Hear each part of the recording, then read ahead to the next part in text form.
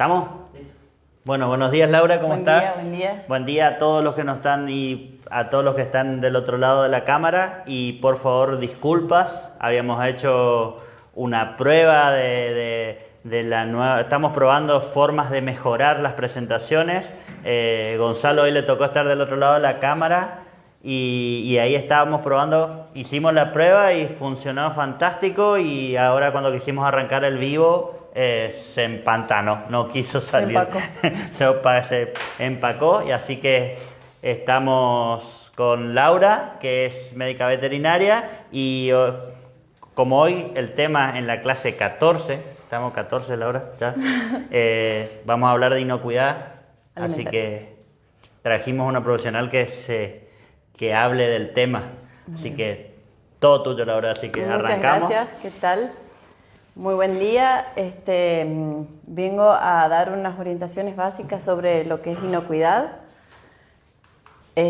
Para empezar tenemos que saber qué es un alimento inocuo. Un alimento inocuo es la garantía de que no causará daño al consumidor cuando el mismo sea preparado o ingerido de acuerdo a los requisitos higiénicos sanitarios. Sí, tenemos que estar seguros de que ese alimento no nos va a contaminar de nada, que nos va a hacer bien y que no nos va a intoxicar. Bien, esto es porque veníamos hablando en las 14 clases, hablamos un poco de toda la cadena de la huerta orgánica, de la buena alimentación, y hacemos todo bien los pasos y no prestamos atención a ciertas claves cuidados. De manipulación para que podemos contaminar y arruinar todo el trabajo. Echamos a perder todo el trabajo que hicimos hasta ahora. Exacto, muy bien. Entonces esa es la idea, de aprender ciertas claves de manejo de higiene sobre los alimentos desde su cosecha, o sea, de su plantación, de su manipulación, la cosecha, la manufacturación, elaboración, hasta que llegamos al plato. Bien. Muy bien, para eso tenemos que hablar de las enfermedades de transmisión alimentaria, que son las ETAs. ¿Sí? Son muy famosas, están muy estudiadas por la Organización Mundial de la Salud y hablan sobre las diferentes posibilidades de infección. Hablaste de ETAs. ETAs, ¿qué son las ETAs? Enfermedad de transmisión alimentaria. Ah, bien. Las enfermedades de transmisión alimentaria es un síndrome originado. Síndrome es cuando hay un montón de síntomas, no solamente uno o dos, es una composición, una variación. Está originado por la ingestión de alimentos, incluido el agua, que contiene agentes etiológicos, microorganismos, en cantidades tales que afecta a la salud. ¿Sí? O sea, no solamente que consumimos algo que está contaminado, sino también en la cantidad suficiente para que nos presente síntomas. Para que nos enferme, diríamos. Exactamente, la cual no es la misma cantidad según en qué rango de personas estemos hablando. Tenemos sectores más delicados y sectores un poco más fuertes. Ese es el popular, me comí una ensalada de lechuga y me dolió la panza. Algo así. Muy bien. Primero vamos a hablar de lo que es alimento, ¿sí? ¿Qué se considera un alimento?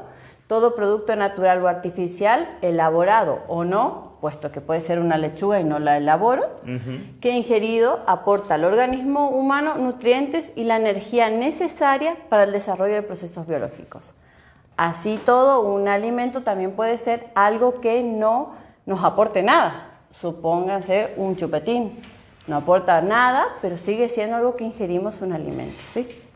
Ahora, acabas de decir algo que, o sea, no solo cuidados de tener a la huerta, a lo que nosotros hicimos toda la producción, cuidamos todos los pasos, sino también para tener en cuenta con alimentos que compramos en el almacén, diríamos, en el verdulero. Sí, por supuesto, porque no solamente tenemos que tener cuidado en nuestra huerta, sino a la hora de manipular, suponete, no sé, un fideo o algo que compramos, una carne, a la hora de con mi carne no contaminar lo que se produjo en la huerta. Bien. ¿Sí? Para eso tenemos que saber, ya sabemos lo que es un alimento, ahora tenemos que saber qué es un alimento contaminado. Es aquel alimento que contiene agentes y o sustancias extrañas de cualquier naturaleza en cantidades superiores a las permitidas, ¿sí? Cierta cantidad de colorantes están permitidos. Si superan la cantidad permitida, eso es ya contaminado, por ejemplo. ¿Sí? Bien, claro. ¿Cómo se define una contaminación de alimentos? Es la presencia de cualquier material extraño en un alimento. De origen químico, físico o biológico. Estas tres cosas son grandes grupos de agentes que pueden contaminar nuestro alimento. O sea, podemos tener en cuenta, o debemos tener en cuenta esas grandes familias, se puede decir. Exactamente. O cualquier otra cosa que haga que el alimento sea inadecuado para el consumo. O sea, que me caiga mal. Exactamente, que te caiga mal, que te enferme. Vamos a hablar, nosotros un poco criollo, diríamos, vuelvo con el caso siempre de esa ensalada de lechuga sana. Exacto. Que la nutricionista me recomienda ponerla en la dieta y por no tener cuidado me genera un daño. Claro, porque nosotros podemos ver un alimento que a la vista y al olfato está perfecto y no estamos seguros de que sea inocuo. O sea, puede estar contaminado y no darnos cuenta ni con nuestros 5 sentidos, ¿sí? Y está contaminado. Bien. Hay muchas cosas que nuestros ojos no ven. Y entonces, ¿cómo tener esos cuidados para que sea lo más? Claro, primero tenemos que saber cuáles son estos 3 grandes grupos de agentes contaminantes, ¿sí? Los agentes químicos son los primeros como soluciones de limpieza. Es muy frecuente a veces que no esté todo limpio en una mesada, no esté todo limpio un cuchillo que esté mal lavado, un plato que está mal lavado, o a veces cuando uno es algo desorganizado, quizás en la cocina, o cuando manipula algún tipo de alimento, los productos de limpieza debieran estar en un sector aparte, cosa de no correr el riesgo a tener algún accidente con los productos de limpieza. O puede ser un exceso de limpieza. También puede ser, pero siempre y cuando vos enjuagues todo y esa lavandina, por ejemplo, salió de la mesada, salió de mi tabla de picar carne, salió de todo, estamos seguros. Porque nosotros tenemos muy la costumbre que nos trae de nuestras madres, de que, no sé, dijiste lavandina, si la lavandina no tiene ese olor que te marea, no desinfecta. O sea, tenemos esa asociación de tiene que ser fuerte para que cure. Sí. No, sino también desinfectantes, por ejemplo, de ambientes. Uno debiera aplicarlo media hora o 40 minutos antes de empezar a manipular la comida, ¿sí? Para que eso ya decante y no quede en el ambiente donde después vamos a consumir cosas que quizás no las cocinamos, por ejemplo, verduras, ¿sí? Tenemos plaguicidas, el uso en las huertas, también nos pueden intoxicar nuestra comida y no nos damos cuenta. Cada agente químico en la huerta tiene su periodo de carencia que hay que respetar. No. Un poco para ahí que aclarar, cuando dimos la parte de plagas y enfermedades, se habló de cómo cuidar, y nosotros en la huerta agroecológica orgánica no llegamos a recomendar el uso de plaguicidas, pero sabemos que es común. Y ya como última opción no pude, siempre decíamos con Gonzalo, el bichito ese que anda dando vuelta me está generando daño, terminamos usando algún plaguicida. Bueno, hay que tener ciertos cuidados de los periodos de carencia para poder. Obviamente que hay personas que van a intoxicarse con mucho menos cantidad y personas con más cantidad de estos agentes. Supóngate una criatura. Una criatura es mucho más fácil de intoxicar que una persona adulta. Entonces también no solamente al tener puede intoxicar, sino también depende de la cantidad que tenga y depende quiénes lo estás consumiendo. O sea, ¿sí? Dijiste algo como periodos de carencia. Sí. ¿Me podés explicar qué son los periodos de carencia? Cada agente químico que se use, ya sea en una huerta, en un animal, con una carne, algo que vayamos a consumir, tiene un periodo de carencia. Está probado cuánto dura en el ambiente o cuánto dura en la planta o en el animal. Así sea un antiparasitario, unas vitaminas, unas hormonas que también se usan. Todo debiera tener un periodo de carencia para que la persona no ingiera ese producto y se intoxique o corra el riesgo. O sea, desde que lo aplico hasta el momento que está apto para consumir. Para consumo. Ese sería el periodo de carencia. Exactamente. Y eso también depende, a ver si no me equivoco, de como que si llego a usar un producto químico, un insecticida para hablar de... la mayoría de los insecticidas agropecuarios tienen en el marbete, en la descripción del producto, tienen las instrucciones de uso donde habla de los tiempos de carencia. Exactamente. ¿Y podrías decir más o menos cuál es, como para que la gente entienda a veces, cuál es un tiempo de carencia medio promedio de algún producto 15, común? 20 días más o menos. 20 días, o sea, sí. Para que entren en razón, usar un producto químico hoy, yo siempre cuando hablamos a veces en las charlas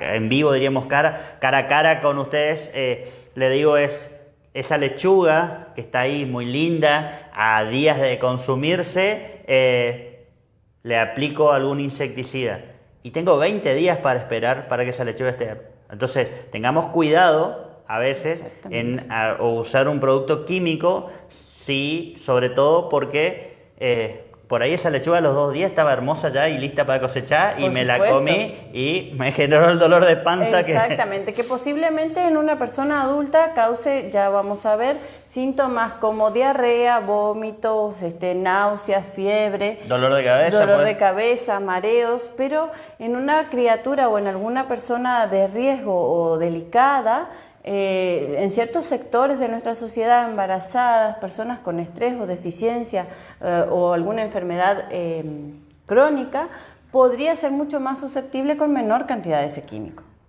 ¿Sí? Bien, o sea, por eso está bueno aclarar que no es que nosotros nos neguemos al uso de químicos en las huertas, pero si tenemos siempre todos esos cuidados que vos nos estás contando muy bien. Leer, conocer, reconocer y hacerlo, respetarlo, es lo fundamental. Y un poco como decías vos, casi como el uso de los desinfectantes, o sea, saber las cantidades correctas para poder usarlo. Exactamente, exactamente. Y ahí es que voy a decir, acérquense al profesional que los asesore un poco en ese uso. O directamente, si quieren evitar esos problemas, no lo usen. Exactamente, hay un montón de maneras diferentes y mucho más naturales para poder Sí, nosotros tener con Gonzalo nos dedicamos una clase, creo que era la 11, donde se habló justamente de todo lo que eran purines, o sea, todo lo que eran remedios caseros, digamos. Exactamente. Inclusive en la huerta se habló de uso de aromáticas, cosas para ir evitando ese ataque de insectos para no terminar usando el insecticida. Pero también ahí veo que dicen que tenemos otro tipo de agentes. Vos contabas bien que hay como grandes familias. Hablamos de los químicos, ahora tenemos que hablar de los agentes físicos. Esos sí generalmente son más a simple vista. Por ejemplo, son vidrios, plásticos, pueden ser metales, pueden ser cabellos, pueden ser joyas, si el que está manipulando está con las alhajas, las joyas sí. Pueden ser restos de cigarrillos, o sea, sería lo indicado tener cuidado a la hora de manipular, recogerse el pelo, taparse la boca. Cuando uno habla también, ya sabemos, ahora sí es muy famoso el tema de que con la saliva salen un montón de microorganismos. Entonces hay un montón de agentes. Por ejemplo, uno podría tener algún tipo de joya o algo que es frecuente a veces la pérdida de piedritas. Y cuando miras no están todas las piedritas, si no sabes si no te la comiste o no se comió alguien de los que estaban con vos. Igual como que en el agente físico sería un poco más de cuidado, ¿no? Exactamente, esto es precaución. Eso es más visible. Sí. En general sí. Bueno, por eso es que a veces vemos en lugares donde hacen venta de productos donde tienen cofia, o sea, tienen guantes, y es como para ir cuidando lo que decías ahí en tu presentación, pelo, parte Uno de los agentes físicos, por ejemplo, muy comunes usados en las casas es a la hora de cocinar usar tablas, por ejemplo, de madera. Estas tablas de madera con el tiempo van quedando endijas y van faltando pedacitos de madera. También en el cucharón suele pasar que después de unos años faltan pedazos y lo más probable es que lo hayamos comido. Bueno, el que ya se comió, se comió. Pero ¿cuál sería la recomendación? Tener más cuidado y por ahí en tablas... En tablas son de plástico, de vidrio, si tenemos cuidado de no romperlos, y si no, los cucharones serían todos de plástico. De plástico, bien. Sí. Con respecto al tercer grupo, que son los agentes biológicos, Estos son los más frecuentes en los responsables a las infecciones, a las enfermedades de transmisión alimentaria. Serían bacterias, virus, parásitos, hongos y toxinas. ¿Qué son los microorganismos? Diría mi hijo, ¿no? Papá, ¿qué son los microorganismos? Exactamente, son un montón de familias muy chiquititas, no simples de ver. Todo la vemos con los microscopios. No las vemos, al no verlas tenemos que conocer qué necesitan para reproducirse para poder controlar esos factores. Y estas también generan... Bueno, hoy está un poco sí. como que con la pandemia, con esto que estamos viviendo, es como que todos somos un poco expertos en virus, pero estos son los que generan muchos daños, ¿no? Sí. Más que nada es por su... No hace falta conocerlos en detalle cada uno, simplemente tener buenas prácticas claves para la manipulación. Son microorganismos que no se ven a simple vista, entonces uno tiene que saber qué necesitan para poder controlar ese factor. Por ejemplo, necesitan temperatura, necesitan humedad, entonces la idea de manipular bien los alimentos es controlar esos factores y con eso controlar la carga bacteriana o viral o lo que fuese, o la parasitaria que tenga.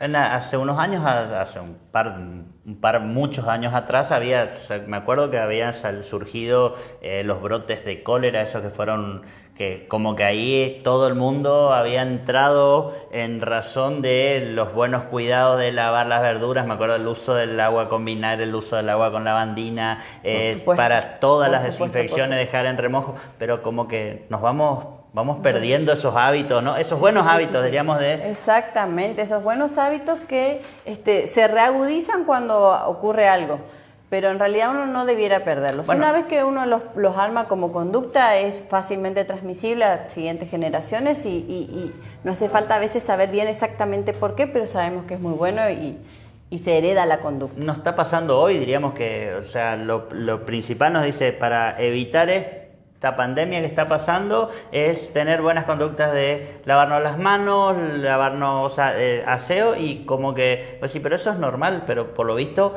en lo cotidiano se va perdiendo. Exactamente. Y es como que nos relajamos, ¿no? Claro, por ejemplo, lavarse las manos. Este virus, por ejemplo, es fácilmente combatible lavándose las manos con agua y jabón, ¿sí? Pero lavarse las manos parece algo tan cotidiano, tan común, todos lo sabemos, pero si uno se pone a hacerlo, no lo sale bien, no lo enseñamos bien. Uno debiera, por ejemplo, con este virus o con cualquier virus o cualquier bacteria, lavarse perfectamente todas las manos, más antes de manipular comida. Uno debiera lavarse hasta casi el codo, enjabonarse, mojar, enjabonar y fregar. Fregar primero los dedos, ¿sí? Los dedos, después el dedo gordo en forma circular, las muñecas en parte circular, las uñas con la mano en la palma, ¿sí? De ambos lados. Hay mucha información ahora más fácilmente entendible en todas las redes sociales de los diferentes pasos de lavarse las manos. No es hacer así y quedó, ¿sí? Acabas de decir lavarnos las manos para antes de empezar a cocinar, ¿sí? Y también a veces creo, y me corregís, vos hablaste un poco de esa contaminación, cuando iniciaste tu charla, esa contaminación con carnes y verduras, o sea, me lavo las manos, es muy común que a veces estamos, el que cocina, picamos una cosa a la olla, picamos otra a la olla y siempre es como que le pasamos un trapito y sigue la tabla ahí No, a la hora de manipular los alimentos hay muchas intoxicaciones, muchas contaminaciones cruzadas, se dice, ¿sí? Las contaminaciones cruzadas son justamente que se cruzan los virus, bacterias de un lado al otro. Es muy frecuente poder hacerlo en la cocina por falta de conocimiento más que nada. Nosotros tendríamos que tener un lugar, por ejemplo, a la hora de cocinar, una tabla que fuese solamente para las carnes. Inclusive se podría tener una para carnes blancas y una para carnes rojas. Pero en el caso de tener una para carnes ya lo simplifica y lo ayuda. Ahora tenemos otra para las verduras donde vamos a tener que tenerlas aparte, siempre poder cortarlas aparte. O sea, lo recomendable es eso de tener ese cuidado, o sea, no para que nos asustemos, que nos están hablando de algo, o sea, algunos estarán preguntando de la huerta que tiene, o sea, ¿por qué llegamos acá? Y era lo que veníamos contando, era eso de que hicimos todo el cuidado, la verdura más sana porque la cuidé en todo su estadio, todo su circuito, y en lo último, que es antes de comerla, antes de ingerirla, no prestas Suponete atención. que cocinamos una comida que cortamos una carne en una tabla, ¿sí? Sí. En una tabla de madera, como son las mayorías, ¿sí? La cortamos. Esa tabla ya tiene cortes adentro donde hay muchos microorganismos, ¿sí? Así Entonces, poder limpiarla y desinfectarla, esa tabla es importante para que cuando cortemos la carne, que supongamos que vino inocua, que vino sana, no se contamine con los microorganismos que quedaron en la tabla. Una vez que la pusimos en la olla, para terminar nuestra comida, suponete que ponemos cebollita o perejil de la huerta. Ajá. La cortamos en esa misma tabla donde cortamos la carne, la contaminamos o con lo que tenía la tabla o con lo que tenía la carne si no sabemos de dónde vino. Entonces, para terminar, le metimos perejil y cebollita contaminada. Sí, bueno, y estamos hablando que fue a la olla, por ahí tenemos... Si le das un hervor, podría funcionar. Pero... Si con eso le pones al final o le pones en cada plato, ya estás. Y si me armé la ensalada... Tampoco. Estoy en el horno. Exactamente. Bueno, por eso decía, a ver, para que no se asusten, son pequeños cuidados, hábitos, como decías bien vos, para cuidarnos mejor. Evitar las intoxicaciones o las infecciones alimentarias, ¿sí? Bien, ¿cómo es ahí? Hablas de ETAs, seguimos hablando de ETAs, hablamos de químicos, hablamos de físicos y hablamos de... biológicos. Sí, microorganismos. Microorganismos, exactamente. Hay enfermedades muy frecuentes, conocidas por todos, por ejemplo, Clostridium, que viene, por ejemplo, en los enlatados, ¿sí? Que vienen los enlatados que son, uno debiera elegir a la hora de comprar o de usar, si lo tiene en la casa, de una manera abombado, que a veces pierde la capa. Ellos tienen, el enlatado tiene una capa protectora por adentro, una protección, que si esas latas se lastiman en alguno de los pasos hasta llegar al domicilio, pierde esa protección y puede tener... Me estás hablando de las latas abolladas, esas que solemos encontrar, o a veces un poco infladitas. Exactamente. Me está diciendo que no. No. Por más que tengan oferta. No, esas no. Después tenemos muchas intoxicaciones de anoboca, por ejemplo. Se llaman anoboca en veterinaria cuando las estudiamos, porque ¿qué hacemos? Son de mal lavado de manos. Luego manipulamos y todos los alimentos inocuos que consumimos, que cuidamos, que tenemos en nuestra cocina, tenemos en nuestra huerta, las contaminamos. ¿Sí? Es un mal lavado. Por ejemplo, Escherichia coli, Salmonella, son... ¿Y cuáles serían lo más común sería, cuáles serían las enfermedades? A ver, vos me estás hablando del agente, ¿no? ¿Cuáles serían, a ver, me dijiste síntomas o cuáles serían las enfermedades más comunes que generan estas contaminaciones? Bacterianas. Ajá. Por ejemplo, la Escherichia coli, la Salmonella, que te decía. Parasitarias. Sí, pero a mí, ¿qué me causa?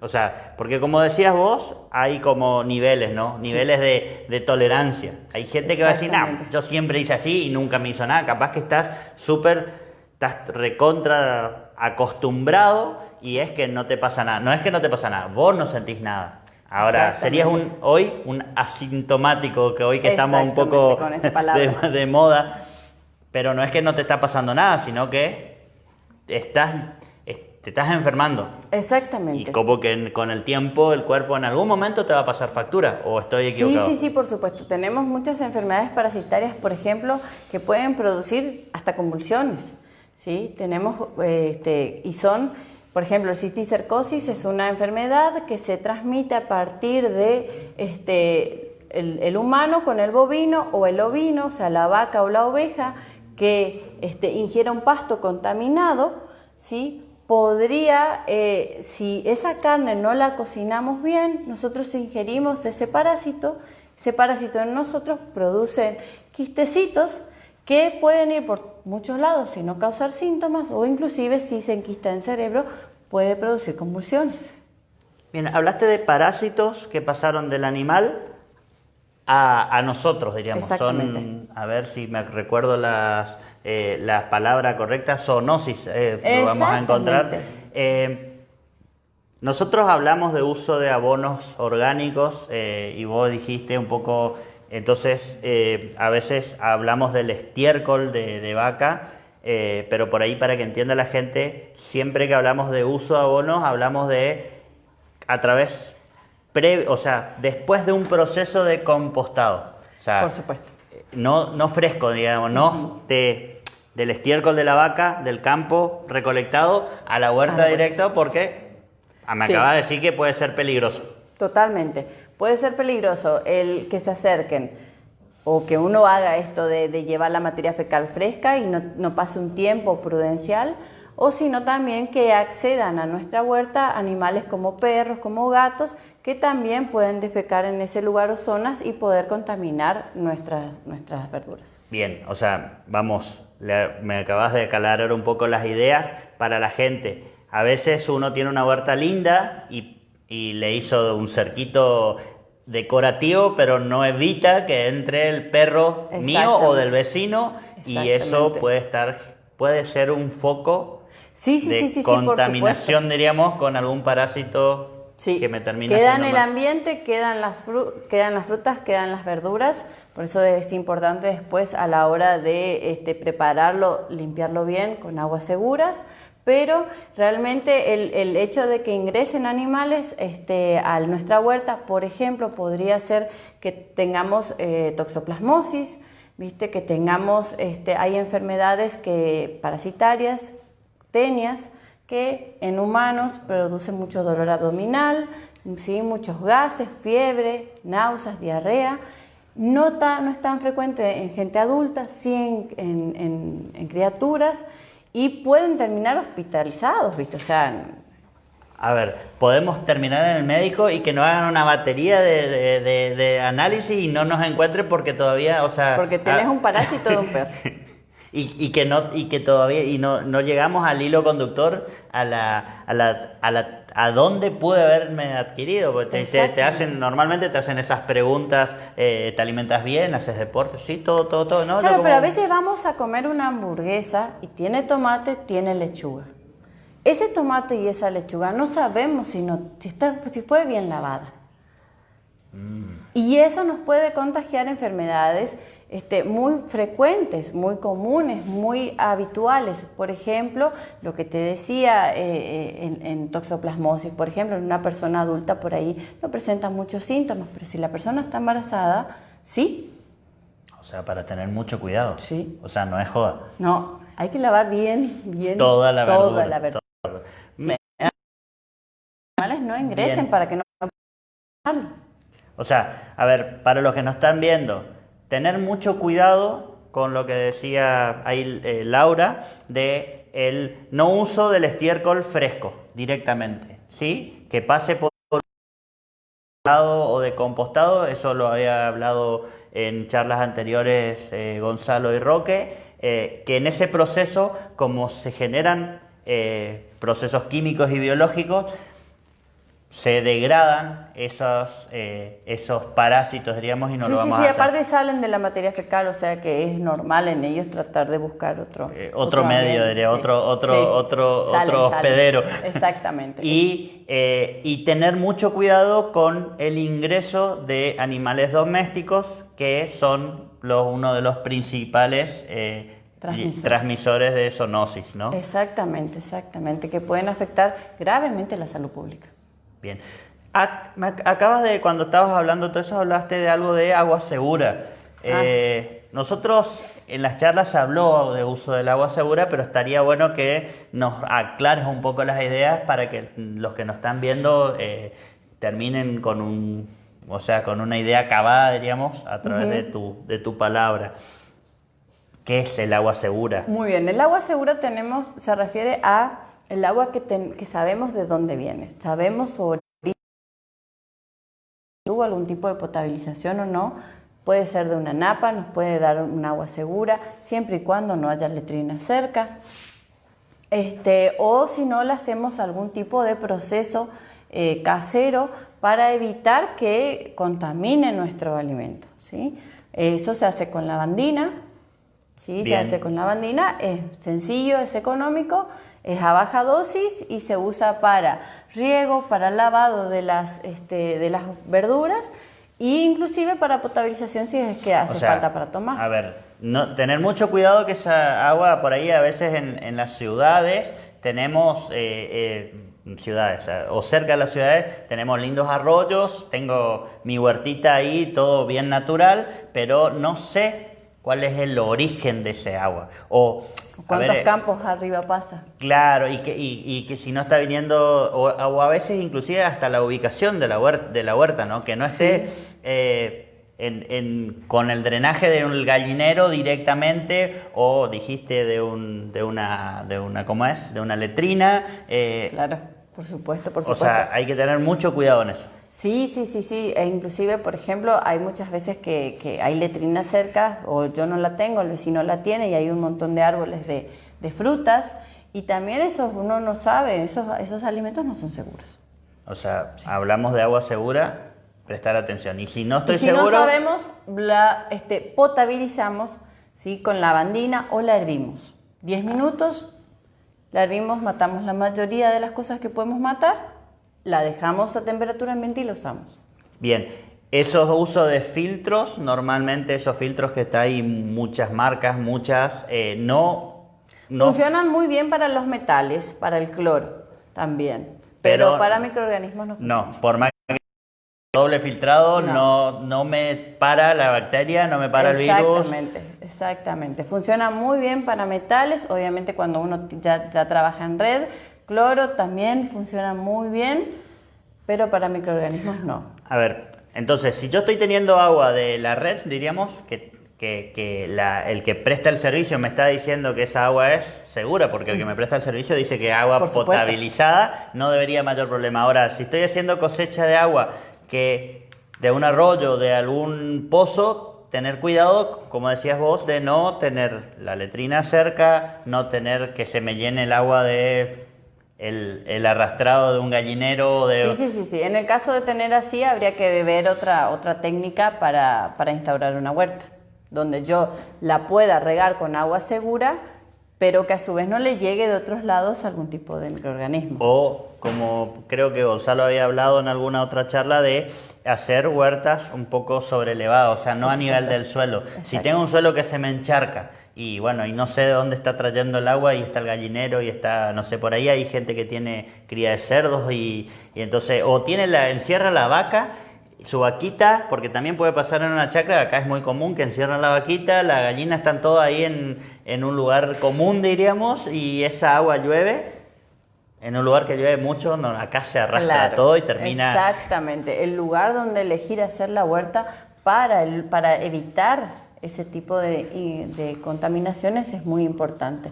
Y si no, ver otra alternativa para que el agua de riego sea segura. Bien. ¿Sí? A ver, hablamos de las tres grandes familias. Hablamos de agua segura, hablamos de contaminación cruzada. Sí.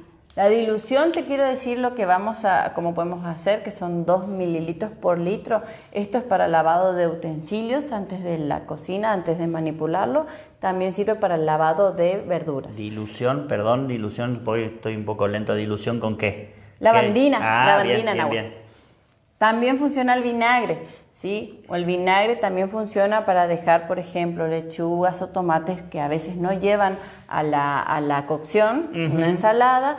Puede ser agua con vinagre, dejarlos ahí 10-15 minutos en reposo para poder limpiar su cobertura natural. Cuando uso lavandina serían, me dijiste, 2 mililitros por litro. Sí, bueno. Para el lavado de utensilios y verduras. O sea, si tengo una jeringa, 2 mililitros en un litro de agua y tengo para lavar. Para tomar son 2 gotitas por litro. Bien, o sea, ojo, no le estamos diciendo que pongan 2 mililitros y esa agua queda potabilizada para tomar porque le va... No. O sea, hubo algún presidente que mandó a tomar lavandina y hubo una pila de contaminados. No. Estamos hablando de para limpieza, desinfección de verduras, de utensilios, dijiste. Exactamente. ¿Y si uso vinagre? ¿Cuál es la dilución? Vinagre es una tapita, son más o menos 3, 5 centímetros de cualquier tipo de vinagre. En un litro o en una palangana se pueden sumergir todos esos 10, 15 minutos y ya anda muy bien. Limpia la cobertura natural de los alimentos, ¿sí? Que lo ideal sería elegir obviamente la que tenga la cobertura natural en buen estado. Bien. Sí. ¿Qué otra cosa podemos hablar? ¿Cuáles son nuestras principales, cómo podemos prevenir una vez que sacamos estas frutas, estas verduras, estas carnes en nuestra heladera? Ahora, vamos para ir haciendo Sí. el hilo.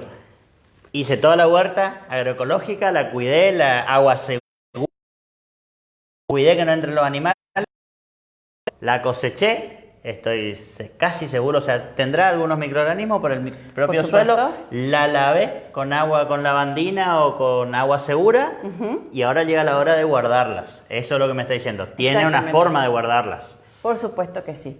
Todos podemos llegar hasta ahí en un perfecto estado de inocuidad y cometer errores comunes, frecuentes, pero fácilmente corregibles adentro de nuestra heladera. Ah, o sea, vos me estás diciendo, yo la guardo en la heladera y depende cómo la guardo, estoy puedes echando a consumir. perder todo el trabajo. Exactamente. Por ejemplo, nosotros al comprar carne, la mayoría de nuestras heladeras tiene un sector para carnes. Ese sector en general es de plástico, es un canasto donde contiene todos los líquidos que salen de esa carne, ¿sí? Ese sector en general está separado de toda la cocina, de todo lo que es el resto de la heladera.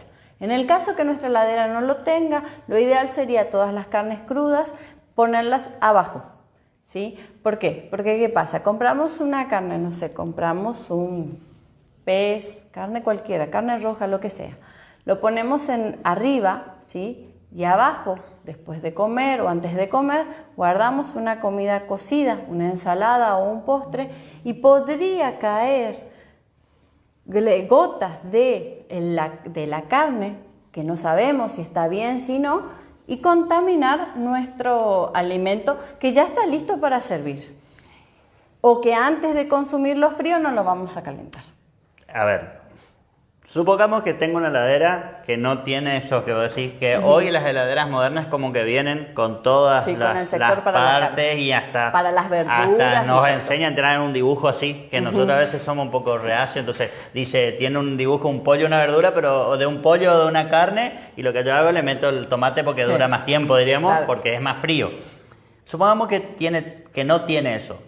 Lo que me estás diciendo es que si no tiene, que trate de elegir bien cuidadosa, no poner las carnes que pueden contaminar del todo Exactamente. arriba y si no, sería usar O algún ponerlas abajo o armar un tupper. Uno podría armar un tupper que fuese solamente para el uso de las carnes. solo para carnes, algunos solo para verduras. Exactamente, entonces no hay una contaminación cruzada de la que hablábamos que después quizás no lavamos bien o ya la lavamos antes de guardar en la heladera, entonces después no le hacemos todo el proceso previo a preparar una A ensalada. ver, yo siempre hago, nos suele pasar, nos sobró media cebolla y no la protegimos nada, la pusimos en la heladera y después me voy a comer la manteca y tiene gusto a cebolla. O sea, eso puede Claro. pasar, o sea, eso nos damos cuenta porque,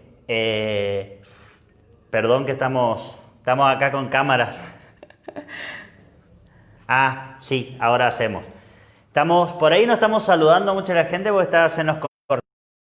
Arrancamos, probamos todo y anduvo fantástico y después cuando arrancamos el vivo se nos cortó la tele, se nos cortó la internet, está un poco lenta. Bueno, disculpas. Ahora vamos a repetir lo de las diluciones porque Sí. están preguntando, pero un poco para cerrar decía, si en eso nos damos cuenta porque sentimos el olor o sentimos el gusto en la manteca. Por Ahora, supuesto. eso puede estar pasando porque no nos demos Que cuenta. no nos demos cuenta. Por que no nos prestar demos- atención a esos sectores de la heladera. Claro, hay solamente guardarlo en la heladera en sectores diferentes, evitamos quizás, porque por ahí yo coloco en algún lugar algo y después abajo un flan. El flan no lo caliento de nuevo, ¿sí? Entonces el flan vamos a servirlo frío con una carga bacteriana superior o parasitaria o lo que fuese superior a la que tenía, pues la contaminamos adentro de la heladera. Y otra vez, eché a perder todos los buenos... Todo echamos a perder. No, obviamente no todos vamos a tener síntomas en general, Bien. pero los sectores de riesgo, las poblaciones de riesgo, sí. Laura, ¿podemos aclarar un poco otra vez los de las diluciones? ¿Sí? Sí. Porque por ahí están preguntando las diluciones, porque a veces quizás le esté pasando lo que yo te contaba, que nosotros si no tiene olor fuerte no limpia. O sea, suele pasar con la lavandina, suele pasar con algún producto de limpieza que si no le ponen un olor picante no limpia. Entonces es como que tenemos en la cabeza eso. Sí, Pero decías, vos contaste recién, es muy 2 poquito. centímetros, 2 centímetros por litro de agua de lavandina es lo que necesitamos para lavar utensilios, lavar verduras, ¿sí?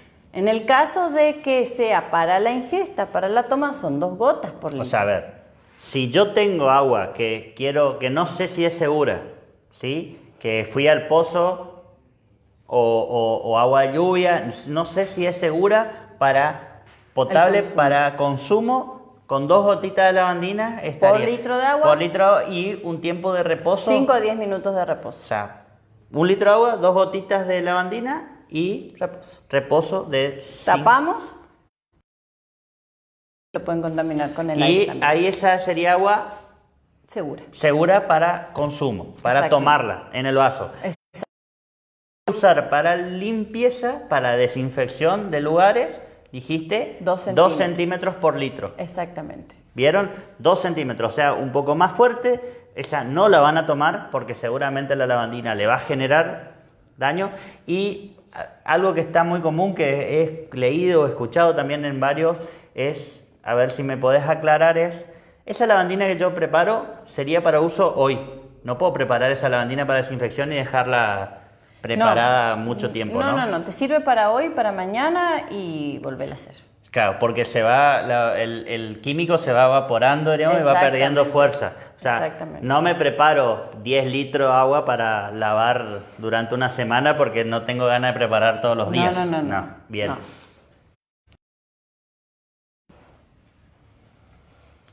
¿En qué parte de la heladera va la carne? Preguntan. La carne va separada de todo el resto de la carne cruda. Va separada de todo el resto de las comidas, ¿sí? Lo ideal, si cada heladera tiene un tupper para eso, ponerlo en eso, ¿sí? Que vienen de acrílico, que vienen seguros.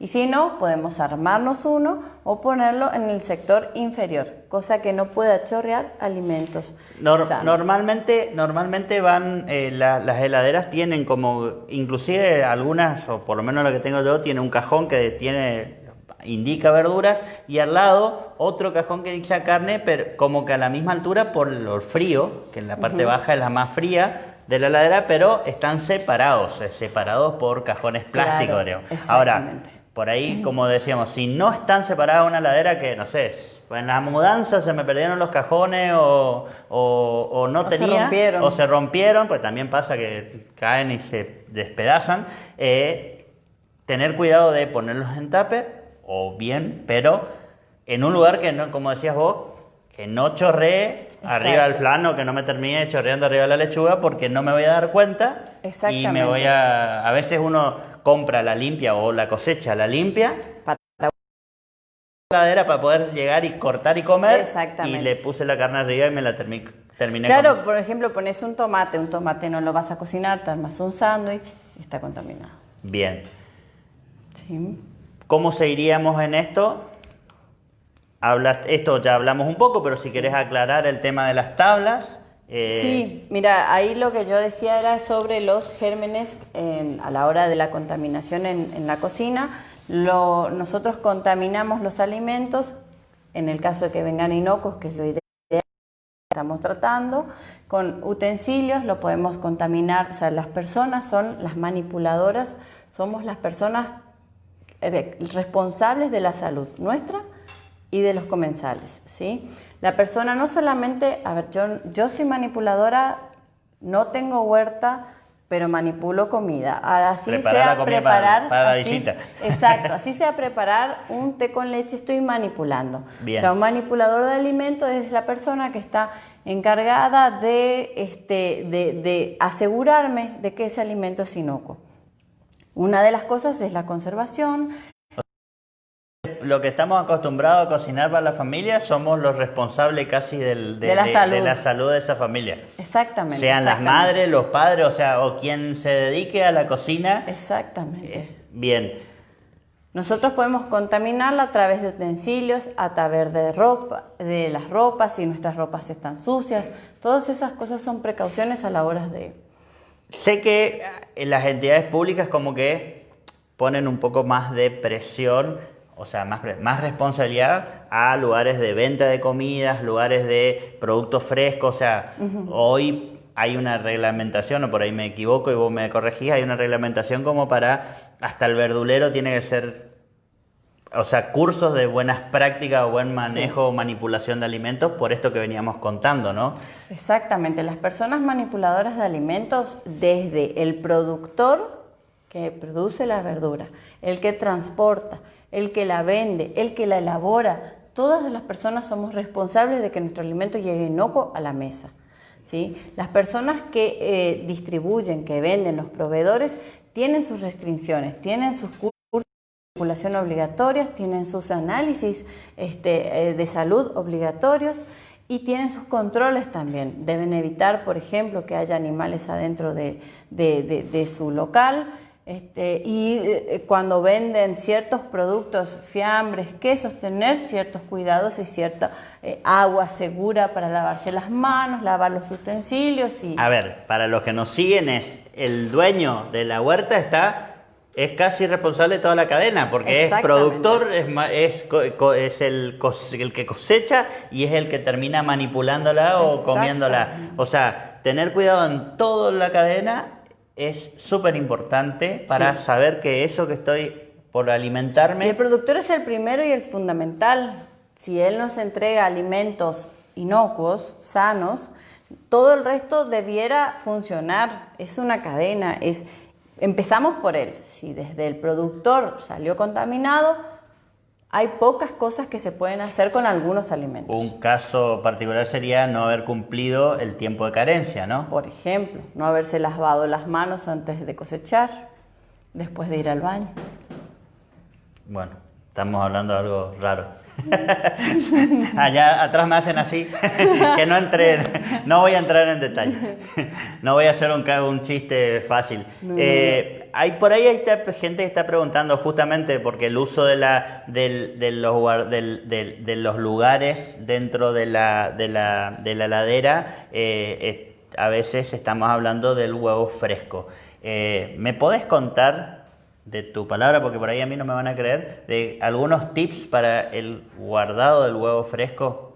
Sí, el huevo debiera guardarse en la heladera. Hay mucha gente, hay muchos productos, inclusive en bazares, que son para la exposición del huevo en nuestra mesada. Y en realidad lo ideal sería que nuestro huevo esté guardado en la heladera, ¿sí? Previa limpieza, previo lavado, con agua, con lavandina, como lo hicimos. Nosotros muchas veces el huevo que viene de producciones intensivas viene mucho más limpio que el huevo casero, pero ninguno de ellos queda exento de tener algún tipo de bacteria en su cáscara. Bueno, aclarame vos porque yo tenía acaba de decir lavar, yo tenía al productor y a veces he encontrado productores que huevos caseros, que como decís vos, es más común, habitual encontrarlos sucios, ¿sí? Sí. Y más de una vez le he llamado la atención porque están meta a lavar el huevo y yo le digo no, porque... Pero yo tenía esa idea, vos me aclarás, porque el huevo al ser... al respirar por la cáscara, si yo le pongo agua, es como que también le ayudo a esas bacterias a ingresar. Exactamente. Entonces, eso es muy cierto, eso es muy cierto. No habría que limpiarlos, habría que sacar su materia orgánica exterior más grande, pero suponete que vos ese huevo lo haces frito. Al romperlo con tus uñas o con el cuchillo con el que se rompe, se ingresa de la cáscara exterior hacia el interior del huevo todos los microorganismos que estaban en su pared. O sea, a ver, lavarlos, pero con el menos uso de agua, o sea, no ponerlos en un balde de agua. Claro, exactamente. Vos con, sacás la materia orgánica que tiene y lo pones en la heladera. Y siempre con agua con lavandina. Segura. Exactamente. Para con agua poder segura. Para disminuir esa carga. Porque es cierto, o sea, si está con materia fecal, me rompo arriba adentro para un huevo frito. Y metiste todas las bacterias adentro. Si van a hacer un huevo poché.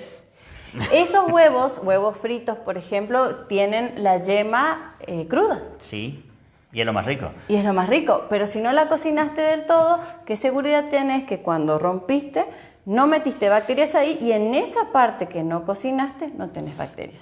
Un dolor de panza con gusto. No. ¿Congelar los huevos? No. Bueno, no llegué nunca a congelar un huevo, pero a ver, ¿por qué no congelaría un huevo? Pierde la capacidad, pierde la naturalización de sus proteínas. Lo saludable que es, después no lo es. Bien. Se desnaturaliza, pierde sus propiedades. Voy a terminar con cualquier cosa menos huevo. ¿Qué pasa? Lo que pasa es que está costando porque la pantalla es chica, nos dan vuelta a la computadora, estamos con algunos problemas técnicos, pero bueno, la idea es contestar todo. ¿Qué pasaría con la aplicación de agroquímicos? Hoy hablábamos de tiempos de carencia, ¿no? Que era, Laura aclaraba bien, que era ese tiempo que pasa desde que aplico el agroquímico hasta que lo pueda consumir. Eso sería lo correcto, los agroquímicos normalmente, a muchos, hoy, si están habilitados por el ente que lo tiene que habilitar, porque terminan siendo lo menos dañino para el ser humano, claro. La mayoría tiene una vida útil dentro de la planta. O por fuera, donde estén haciendo actos, que es ese tiempo de carencia. Eso el tiempo de carencia es muy importante respetarlo por las intoxicaciones que nos pueden causar, además de, a veces uno no se da cuenta porque pasan los días y no me produjo diarrea, no me produjo dolor de cabeza, no tengo vómitos, entonces ¿por qué hablan del periodo de carencia si no hace falta? No me hizo nada. Exacto. Pero ¿qué pasa? Esos agroquímicos se ha comprobado que producen daños muy celulares, muy chiquititos en las células de reproducción, ¿sí? En la mujer produce en óvulos y en el hombre producen los espermatozoides. Ese consumo mínimo de agroquímicos va dañando nuestras células de reproducción. Entonces, muchas veces, después de un consumo prolongado de alta cantidad de tóxicos sin respetar periodos de carencia o inclusive a veces de manipulación sin guantes, va ingresando a la piel pequeñas cantidades que no producen síntomas visibles o dolorosos, que nos demos cuenta, nos sentimos bien, pero a la hora de reproducirnos, a la hora de tener una criatura, pueden nacer o no nacer, o nacer con muchas malformaciones producto de esa vida que llevamos. Bueno, por suerte tengo vos, entonces vos contás eso. Entonces, para que tengan cuidado, no digo que no lo usen o que son totalmente malos, porque tampoco hay que ir a los extremos, pero nosotros en todo este uso de la huerta orgánica hablábamos de evitarlos, ¿sí? Y entonces, si no logramos evitarlos, tengamos mucho cuidado en el tiempo de carencia, en el malvete, y que siempre que nos vendan el producto, que nos vendan con las indicaciones, porque también es muy común vender productos sueltos en algunos lugares, más común que otros, pero por lo menos que si nos venden en una botellita suelta, que venga con qué es el químico, claro, por y supuesto, una copia por lo menos del prospecto de cómo se usa. Exactamente, y a veces los síntomas no son visibles y a corto plazo, pero a largo plazo podemos tener muchas malformaciones. Sí, y eso vamos a encontrar mucha información que habla de enfermedades, como decís vos, enfermedades reproductivas y un montón de cosas que fueron probando o sea, yo no voy a decir si son ciertas o no, hay mucha gente que lo afirma, pero evitemos. Si podemos hacer todo natural y todo ecológico como veníamos hablando hasta ahora, evitemos. Un poco ahí nos avisan que estamos corriendo el tiempo y queríamos terminar un poco la presentación, no sé, por ahí fuimos hablando y nos adelantamos. Para redondear, deje ahí donde habla sobre las causas de contaminación de los alimentos, donde los debemos, son tips, ¿sí? Para tener en cuenta en la cocina, que tenemos que enfriar nuestros alimentos rápido. Por ejemplo, hay gente que los deja en el ambiente sin control de las horas que pasan, y uno no debiera dejar... Me sobró comida y si está caliente la guardo así en la heladera. No la dejo que se enfríe sola. Exactamente. También el almacenamiento inadecuado, como hablábamos, es un porqué de la contaminación.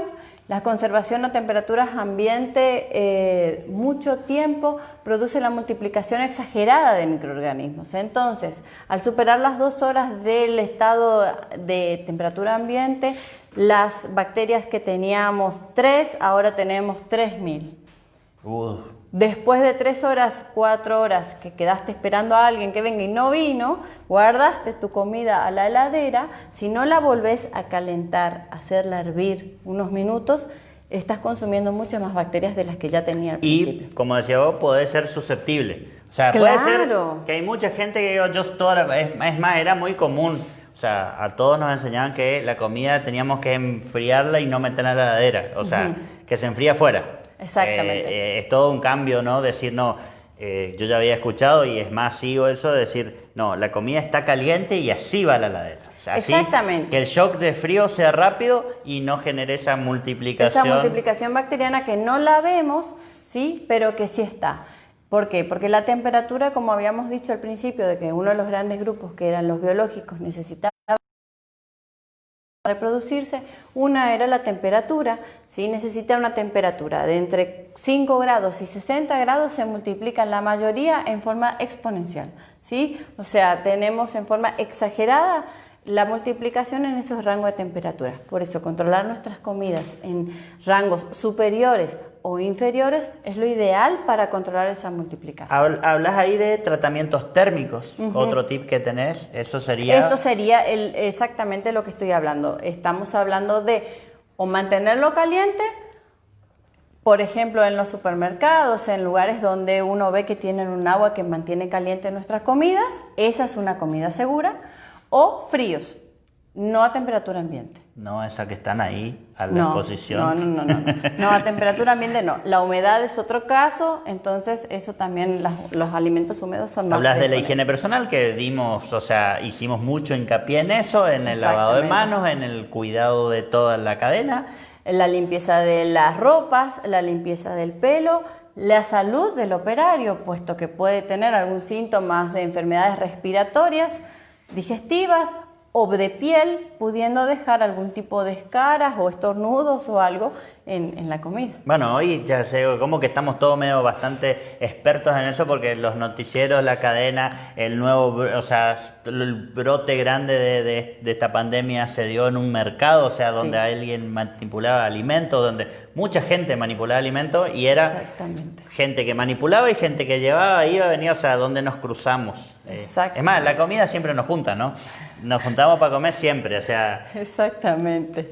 Por ahí... No sé, ya llegó al muchas gracias, no quedó muy claro, ¿lavamos el huevo o no lavamos el huevo? Lavamos el huevo. Lavamos el huevo. Lavamos el huevo. Cuidándonos que el agua sea el cómo dice ella, ¿cómo?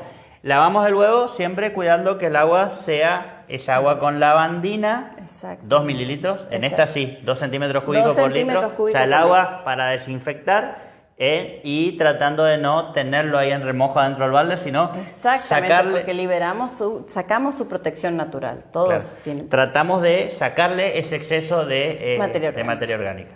Guardamos en la heladera y lo mantenemos. Claro, porque si lo tengo así sucio y lo meto también en la heladera... Contaminas la heladera también. La heladera, bien. O sea que se rompe el mito que yo mantenía, yo decía, no, se lava el huevo, se lava el huevo. Llegamos al fin, saludamos a todos los que nos están mirando. Le digo, disculpen, hoy no es tan personalizado porque se nos quedó sin pantalla donde solemos ver quién nos está mirando, pero por favor, compartan este video. Hoy Gonzalo está de jefe de producción atrás. Así que muchas gracias, Laura. Muchas gracias por venir a darnos un poco de tu tiempo. Gracias a los que nos escuchan. Gracias a todos. compartan. Nos vemos el miércoles que viene. Miércoles que viene la última clase. Ahí creo que vamos a hacer uno en conjunto y vamos a compartir cosas. Vamos a hacer un cierre. Quizás te invitamos, si no podés, te vamos a buscar en fotos en algún lugar. Ahí vamos a estar todos los que hicimos el curso. Así que gracias a todos. Dios los bendiga. Muchas gracias. Que tengan buen día. Hasta el miércoles. Sí, Dios.